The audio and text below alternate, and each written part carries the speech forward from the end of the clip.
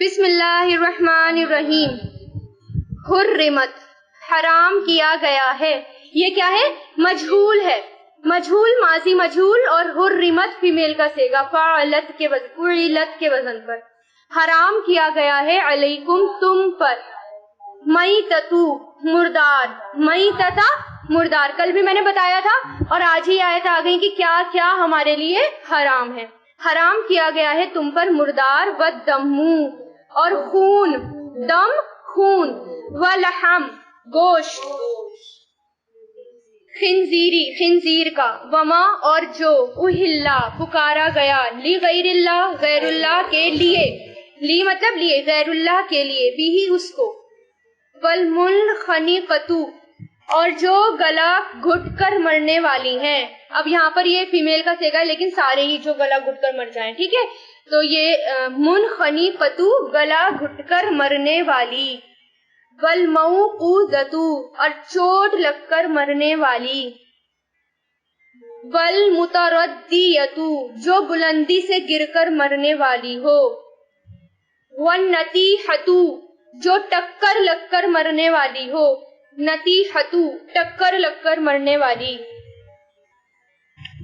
وما اور جسے اکلا کھا جائے سبع درندہ.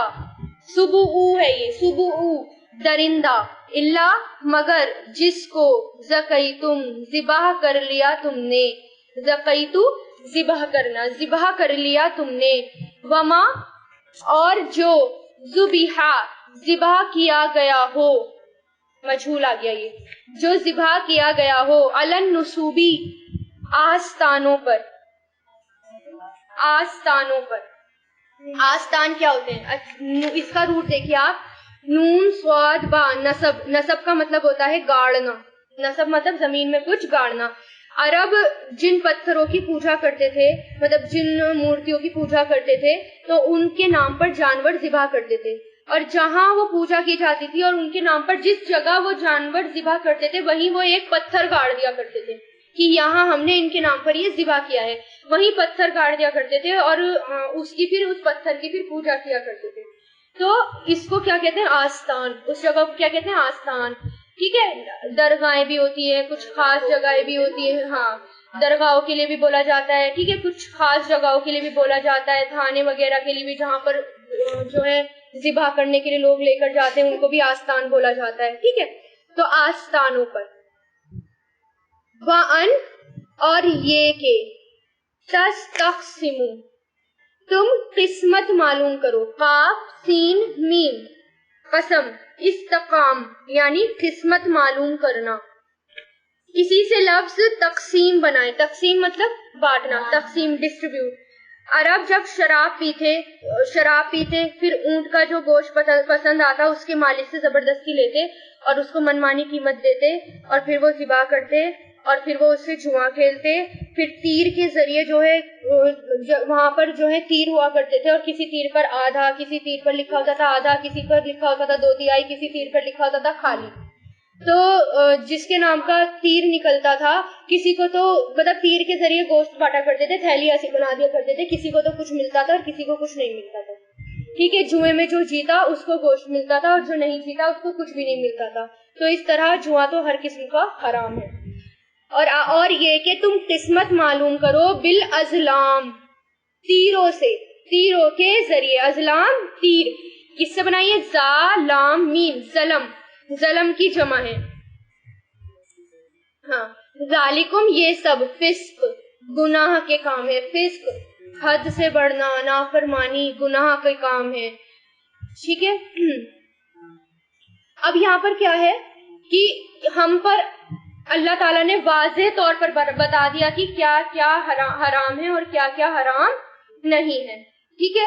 اب جن جانوروں کا گوشت انسان کے لیے نقصان دہ ہے چاہے وہ کیسا بھی جانور ہو وہ کھانے کے لیے اللہ تعالیٰ نے منع کر دیا. جو جس طریقے سے بھی ہمارے لیے نقصان دہ ہے, ہماری باڈی کے لیے نقصان دہ ہے, چاہے اس سے ہمارے اخلاق پر اثر پڑے یا ہمارے جسم پر اثر پڑے. اس کے علاوہ اللہ تعالیٰ نے کلیئر بتا دیا کہ تمہارے لیے کیا کیا حرام ہے. تو اس میں بتایا ہے حرام کیے گئے ہیں تمہارے لیے مردار جانور, یعنی وہ جانور جن کو ذبح کرنا شرعاً ضروری ہے, لیکن وہ بنا ذبح کیے ہی مر جائیں تو وہ حرام ہے. اور جن جانوروں کو ذبح کرنا ضروری نہیں جیسے مچھلی وغیرہ تو وہ حلال ہے، چاہے وہ خود مر جائے یا کسی کے مارنے سے مرے. اور وہ جانور جو گلا گھٹ کر مر گیا ہو، جو کسی سخت مار کی وجہ سے مر گیا ہو، مثلا لاٹھی یا پتھر وغیرہ سے مارا ہو اور وہ مر گیا تو وہ بھی حرام ہے. اور وہ جو کسی اونچائی سے گر کر مر جائے، مثلا کسی اونچی دیوار یا ٹیلے سے کوئی جانور گر کر مر جائے وہ بھی حرام ہے. یا کسی گاڑی سے کوئی جانور جس کی ٹکر لگ گئی ہو تو وہ بھی، اور مر گیا ٹکر لگ کر تو وہ بھی حرام ہے. ٹھیک ہے. یا کسی درندے نے اس کو پکڑ کر اس کو پھاڑ دیا ہو اور وہ بھی ہمارے لیے حرام ہے. ٹھیک ہے. اسی طرح جو تیروں سے بانٹتے ہیں، تیروں کے ذریعے قسمت معلوم کرتے ہیں تو وہ بھی ان کے لیے حرام ہے. ان سب طریقوں سے مرنے والے جانور اگرچہ مردہ ہی کہلاتے ہیں مگر زمانہ جاہلیت میں ان کو حلال سمجھا جاتا تھا. اس لیے قرآن نے کلیئر بتا دیا، مطلب پہلے بھی تھی آیتیں لیکن انہوں نے دوبارہ پوچھا کہ اور کلیئر بتاؤ کہ ہمارے لیے کیا حرام ہے اور کیا حرام نہیں ہے. پھر اللہ تعالیٰ نے ایک ایک کا نام لے کر بتا دیا کہ یہ تمہارے لیے حرام ہے.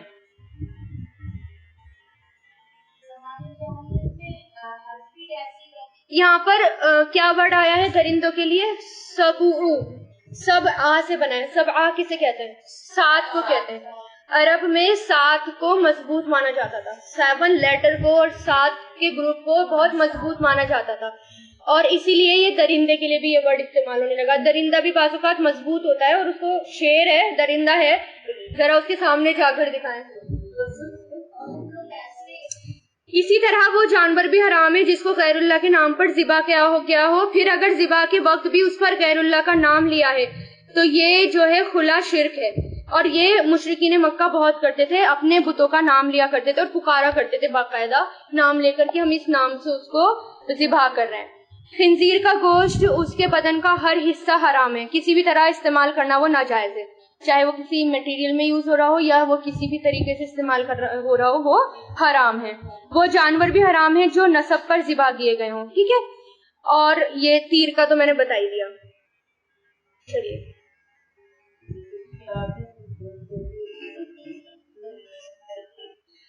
حرام ہے. الیوم، آج کے دن، یوم مطلب ڈے، آج کے دن یا عیسیٰ مایوس ہو گئے. پہلے بھی آیا تھا نا یہ ورڈ، آج کے دن مایوس ہو گئے. الذین، وہ لوگ جنہوں نے کفرو، کفر کیا، من دینکم، تمہارے دین سے، فلا تو نہیں، تخشوہم، تم ڈرو ان سے، وخشونی، اور مجھ سے ڈرو. الیوم، آج کے دن، اکملت، مکمل کر دیا میں نے، لکم، اچھا پہلے یہ الیوم یئیس الذین، آج کے دن مایوس ہو گئے وہ لوگ جنہوں نے کفر کیا تمہارے دین سے، تو نہیں تم ڈرو ان سے، وخشونی، اور ڈرو مجھ سے. یہ آیت ہجرت کے 10ویں سال حجۃ الوداع کے یوم عرفہ میں حضور پاک صلی اللہ علیہ وسلم پر نازل ہوئی، جب مکہ میں تقریباً پورا عرب فتح ہو چکا تھا، پورا جزیرہ عرب اسلامی قانون اس کے اندر جاری ہو گیا تھا. اس پر فرمایا کہ اب سے پہلے کفار جو بھی منصوبے بناتے تھے یا جو بھی پلاننگز کرتے تھے، چالے چلتے تھے، تو مسلمانوں کی جماعت پر اب وہ حاوی ہونے والے نہیں ہیں. اب وہ جو ہیں ان کے حوصلے کم ہو گئے، اب ان کی جو طاقت ہے وہ کم ہو گئی، لہٰذا آپ ان سے مت ڈرو. تم کس سے ڈرو؟ مجھ سے ڈرو. پھر آیا وَأَتْمَمْتُ، الیوم، آج کے دن، اکملت، میں نے مکمل کر دیا، اکمل، مکمل یعنی پورا کر دیا، مکمل کر دیا، لکم، تمہارے لیے، دینکم، تمہارے دین کو، واتممتم، اور میں نے تمام کر دیا. اتمم، تمام کرنا. میں نے پہلے بھی بتایا تھا تمام کا معنی کیا ہوتا ہے؟ کام نمٹا دینا، پورا کر دینا. ٹھیک ہے نا. اور میں نے تمام کر دیا، علیکم، تم پر، نعمتی، میری نعمت، یا لگ گیا میری نعمت، وردیت، اور میں راضی ہو گیا، میں نے پسند کر لیا، راضی ہو گیا تمہارے لیے اسلام کو، میں نے پسند کیا تمہارے لیے اسلام کو، دینن، دین، فمن، تو جو کوئی، استرا. اب یہ دیکھیے، آج میں نے مکمل کر دیا تمہارے لیے تمہارا دین. اس آیت کے بارے میں سب کو پتا ہے کہ یہ جو ہے آخری آیت تھی جو نازل ہوئی تھی. ٹھیک ہے. تو اس ہاں جس دن یہ آیت نازل ہوئی وہ عرفہ کا دن تھا جو تمام دنوں کا سردار کہلاتا ہے، اور اتفاق سے یہ عرفہ جمعے کا دن تھا۔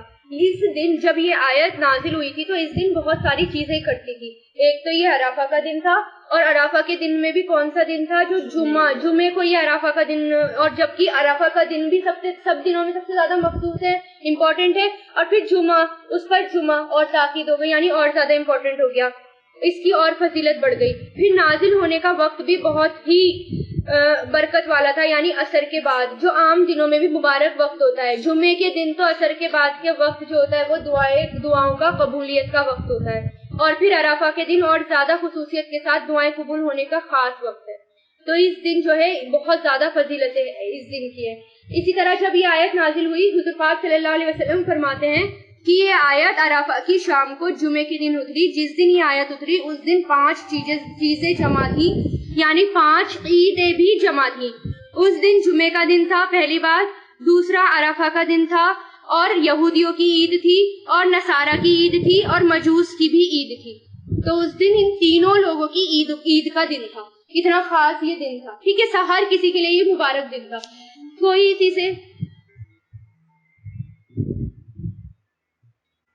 یہودی لوگ حضرت عمر سے کہنے لگے کہ تم لوگ ایسی آیت پڑھتے ہو، اگر یہ ہم پر نازل ہوتی تو ہم اس دن کو بھی عید بنا لیتے۔ حضرت عمر نے کہا یہ آیت کب اور کہاں اتری؟ ان سے پوچھا گیا تو اس وقت آپ کہاں تشریف رکھتے تھے؟ تو انہوں نے کہا کہ یہ آیت عرفہ میں اتری اور اس وقت ہم عرفات کے میدان میں تھے، یعنی یہ دن جو تھا بہت مکمل تھا، اور اس دن کو یہودیوں نے بھی کہا کہ اگر ہمارے اوپر یہ آیت نازل ہوتی تو ہم اس دن کو بھی عید منا لیتے، یعنی اسپیشلی اس آیت کی وجہ سے، وہ تو تھا ہی عید ان کا، لیکن اسپیشلی اس آیت کی وجہ سے بھی ہم اس کو اپنا عید کا دن بنا لیتے۔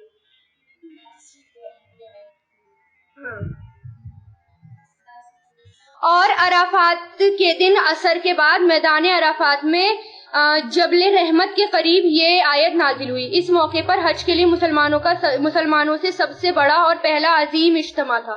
مسلمانوں کا سب سے بڑا اور پہلا اجتماع اسی موقع پر تھا، جس میں تقریباً 1.5 لاکھ صحابہ کرام موجود تھے۔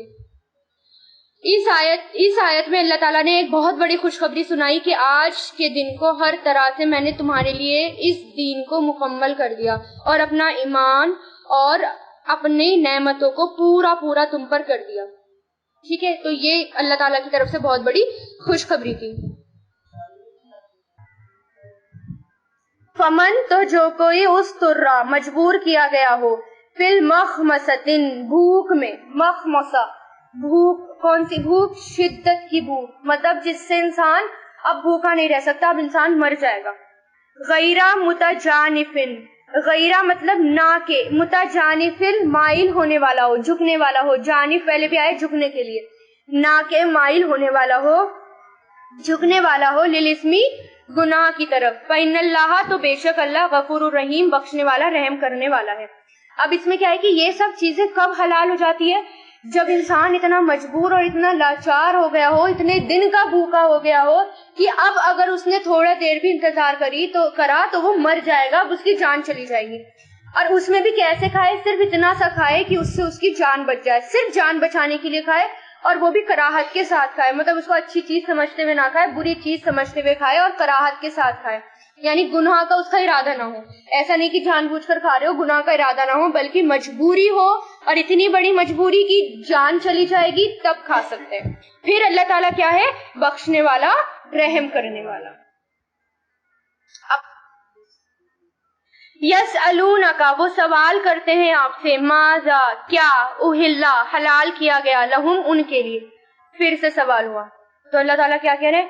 قل، کہہ دیجئے، اہلا، حلال کی گئی، لکم، تمہارے لیے، طیبات، پاکیزہ چیزیں، وما، اور جو، علمتم، سکھایا تم نے، من الجوارح، شکاری جانوروں کو، جوارح، شکاری جانوروں کو، مکلبینا، شکار کی تعلیم دینے والے ہوں، مکلبینا، تعلیم کے لیے، تعلیم دینے والے، فائل آ گیا، اور کس کی تعلیم دینے والے؟ شکار کی تعلیم دینے والے ہوں، تعلمونہن، تم سکھاتے ہو انہیں، تعلمن مطلب سکھانے کے لیے، علمہ یعلم، تم سکھاتے ہو انہیں، مما، من پلس ما، من مطلب سے، ما مطلب جو، اس میں سے جو، علمکم سکھایا تمہیں اللہ نے، فقولو تو کھاؤ، مما من پلس ما اس میں سے جو، امسکنا وہ روکے رکھیں، امسکنا روکنے کے لیے یہ ورڈ آتا ہے، اس کا روٹ کیا ہے؟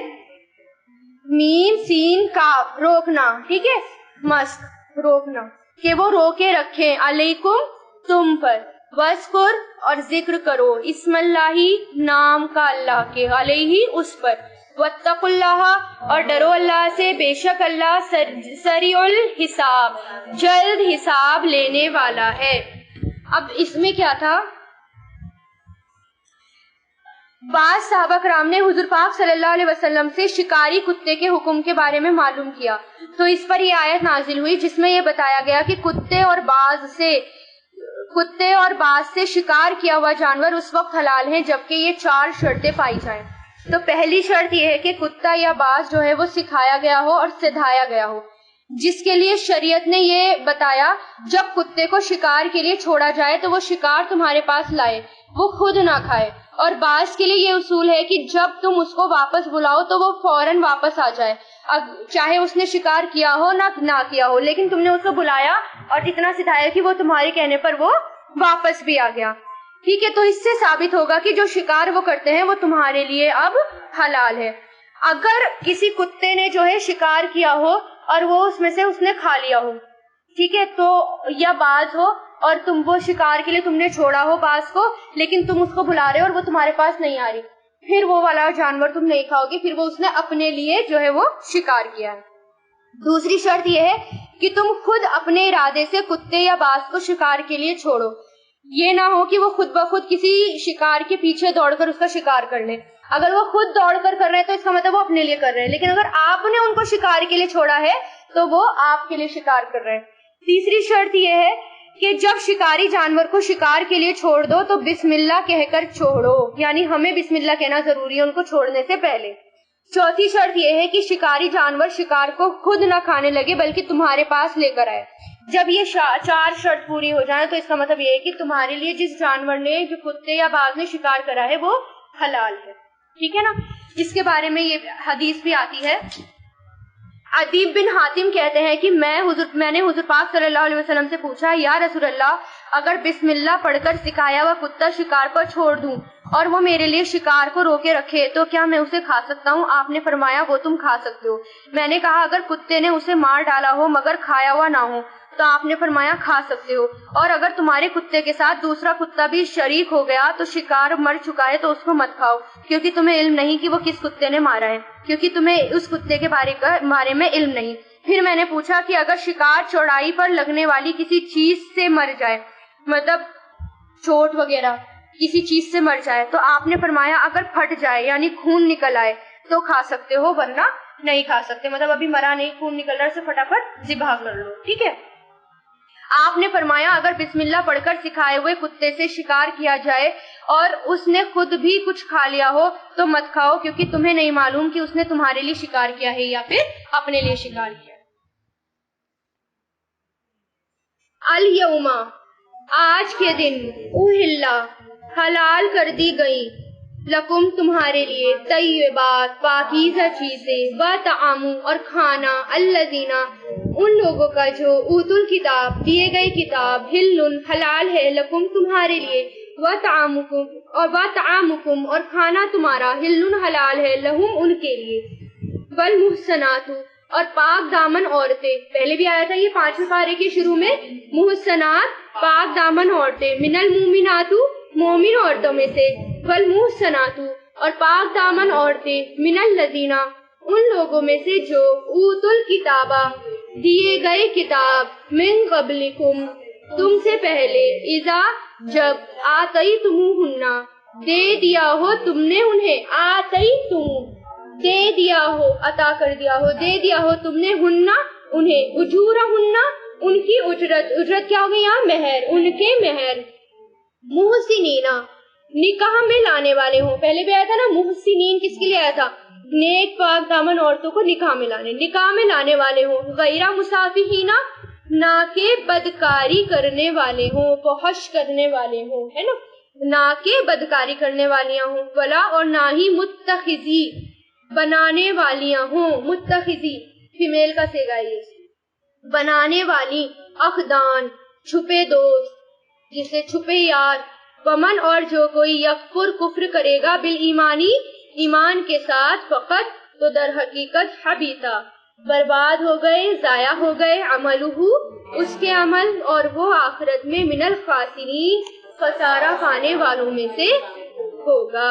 اچھا، اس دن جو ہے دین بھی مکمل ہو گیا، یعنی کیا، اس سے پہلے آج میں نے تمہارے لیے تمہارے دین کو مکمل کر دیا۔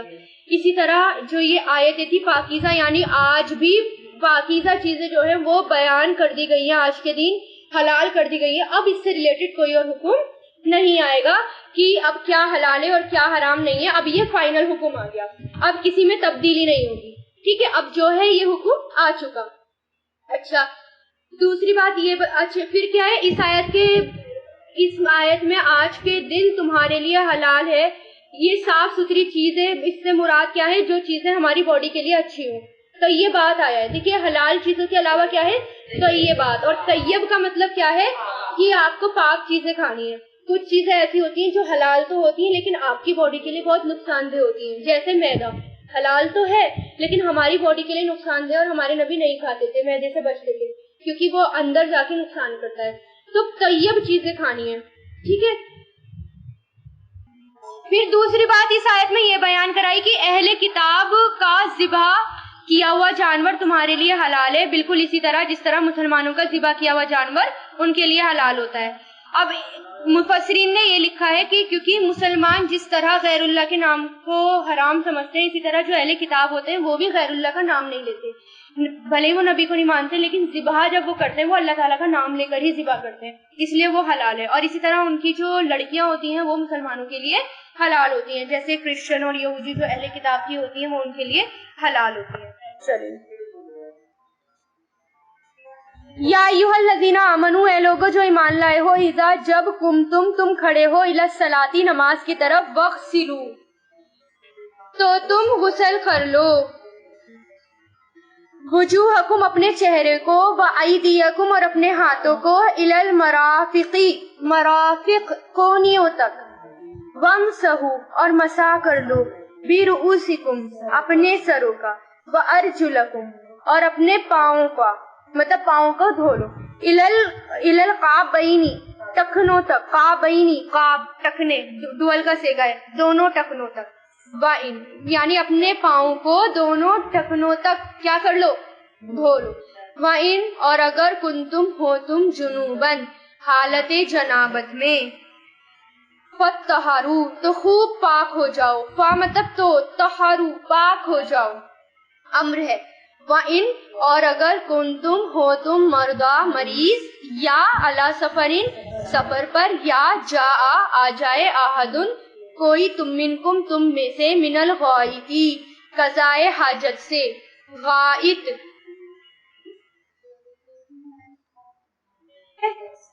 غائط غائط کہتے ہیں نشیبی میدان کو۔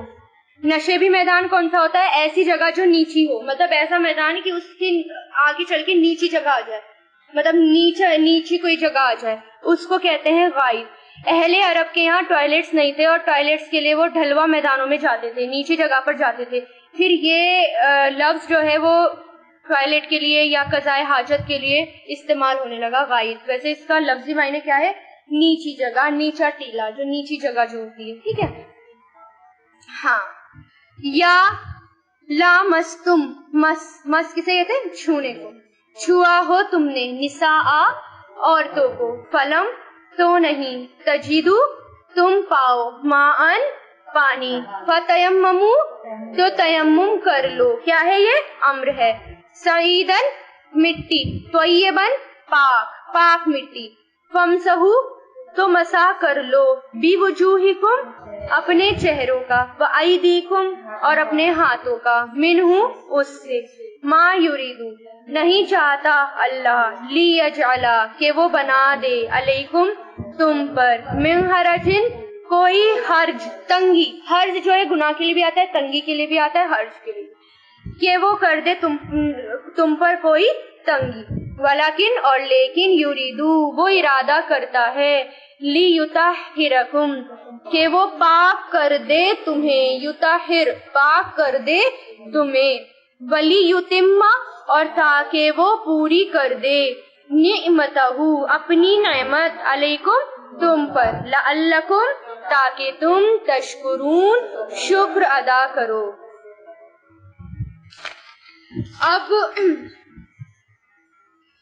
اس میں ورڈ آیا کونیوں کے لیے مرفقہ، مرافقی، الا مرافقی، ہے نا؟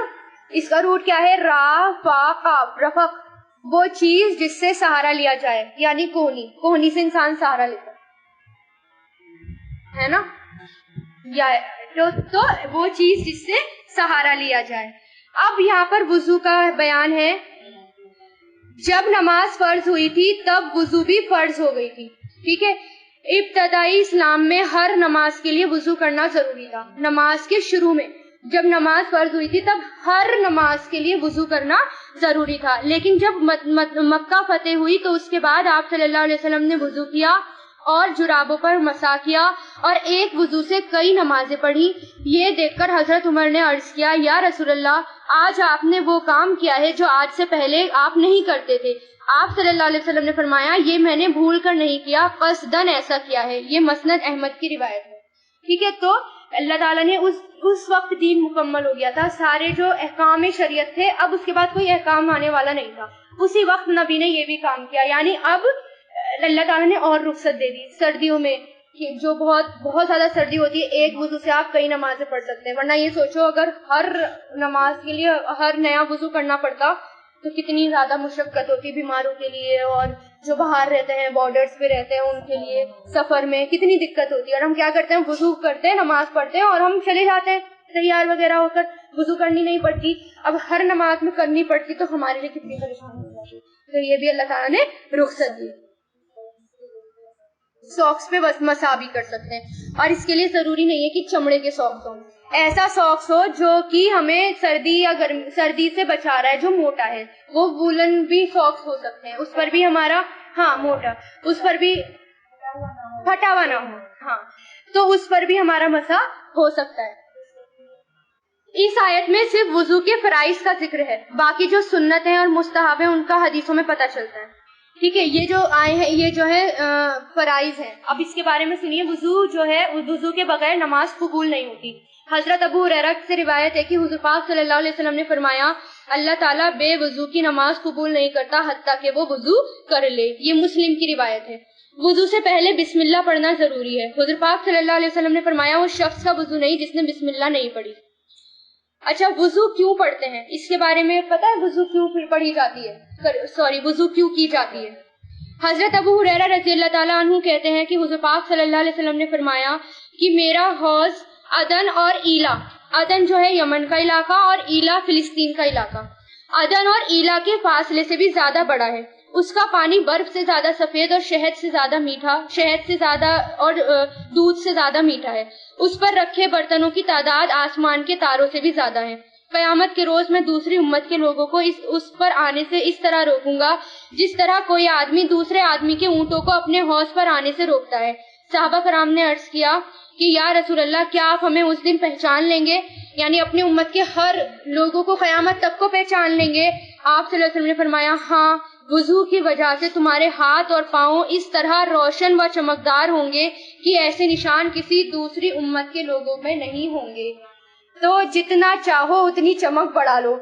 حضرت ابو بکر کے بارے میں تو یہ بھی آتا ہے کہ وہ یہاں تک کبھی کبھی دھوتے تھے۔ وہ کہتے تھے کہ اللہ تعالیٰ نے یہ کہا ہے کہ جہاں تک وضو ہوگی وہاں گہنے ہوں گے، تو میں کیوں نہ اپنے گہنے بڑھاؤں، یہاں تک بھی دھو لیتے تھے، ٹھیک ہے؟ تو جتنا زیادہ آپ باوضو رہیں گے، جتنا زیادہ وضو کریں گے، اتنا ہی زیادہ آپ کی چمک جو ہے وہ بڑھے گی۔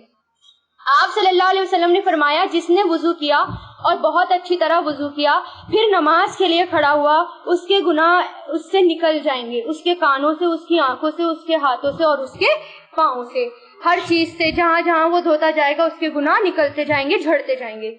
آپ صلی اللہ علیہ وسلم نے فرمایا، اگر کوئی شخص مکمل وضو کر کے یہ دعا پڑھے، اشہد ان لا الہ الا اللہ وحدہ لا شریک لہ واشہد ان محمدا عبدہ ورسولہ، تو اس کے لیے جنت کے 8 دروازے کھول دیے جاتے ہیں جہاں سے چاہے وہ داخل ہو جائے. اسی طرح اللہم اجعلنی من التوابین واجعلنی من المتطہرین، یہ بھی وضو کرنے کے بعد کی دعا. اب وضو کے کیا کیا فائدے ہیں؟ قیامت کے دن اس کی پہچان ہوگی جس نے وضو کیا. گناہ جو ہیں وہ ساتھ کے ساتھ دھلتے جاتے ہیں، اور جو دعا پڑھے گا وضو کے بعد اس کے لیے جنت کے دروازے کھول دیے جائیں گے.